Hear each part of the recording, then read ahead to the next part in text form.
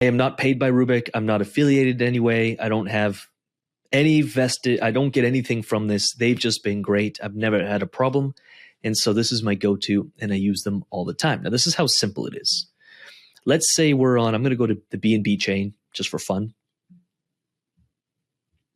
There we go. All right. Let's say I'm on the BNB chain, and it looks like I have 10 USDC.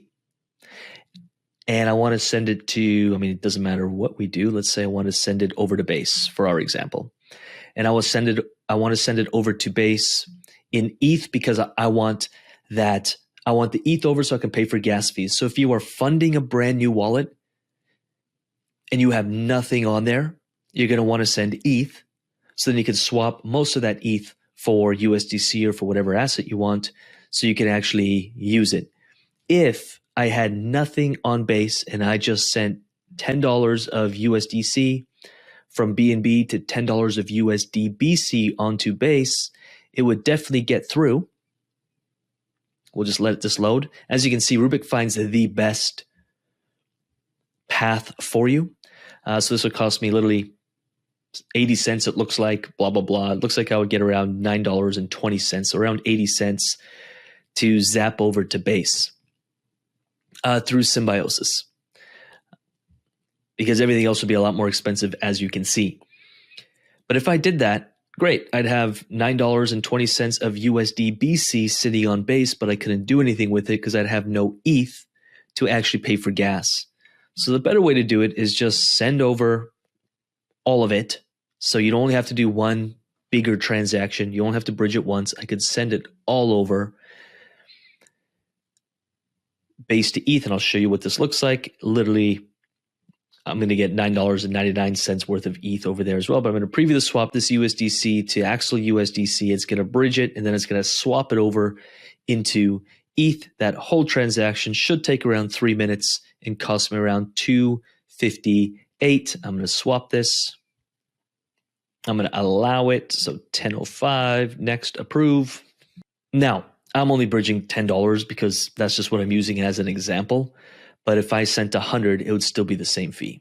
If I sent 1,000, it's going to be pretty damn close to the same fee.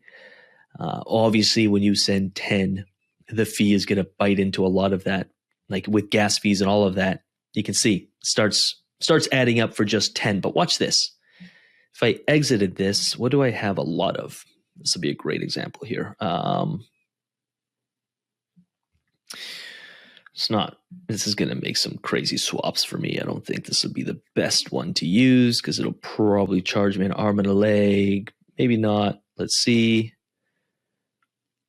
I wish I had more. So that's 178. That's worth 178. I'd get 176. No, be about the same.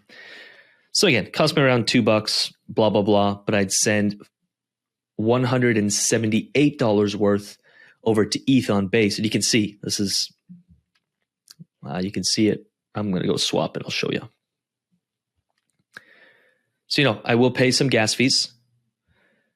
Yep, approve. I will pay some gas fees. There it is. So again, it'll still be up there in gas fees right now, $5.35. But as you can see, I'm sending 178 for around the same price that I'm sending 10. Now you could scale that to whatever you want. You could send, I usually send like $4,000 or $5,000 at a time.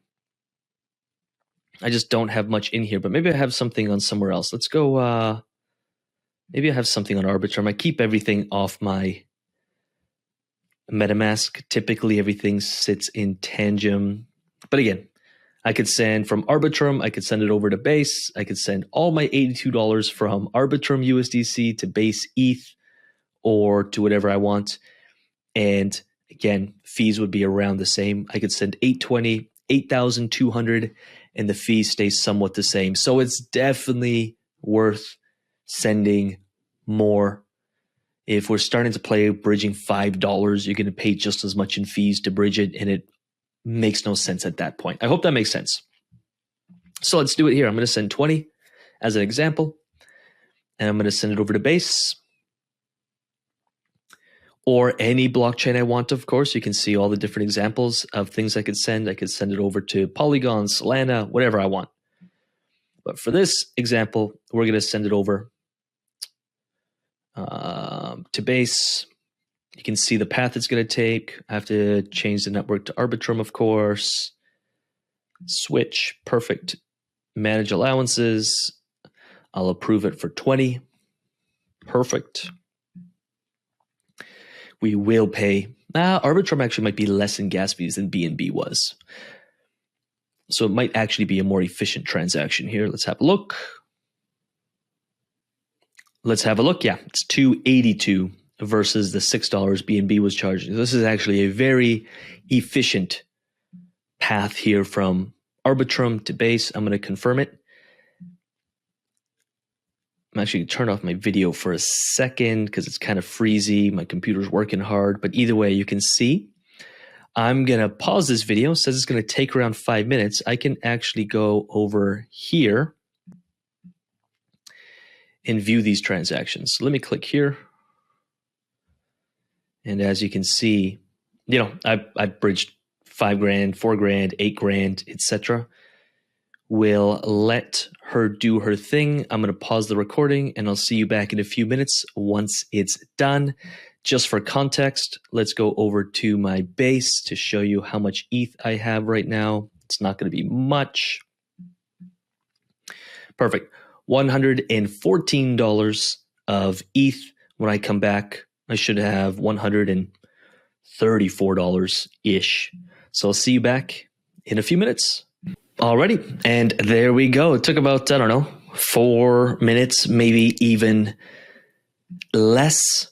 And now I would have ETH on Base, so I could go into, if I wanted to go into Aerodrome and swap out, some of that ETH I have on Base. Let me make sure I'm actually on Base, not Arbitrum. Yep, I could go in. I could say, hey, I want to swap out some of that ETH for whatever asset it is I'm looking to buy and interact with whatever protocol on Base I choose to interact with, earn yield on, etc.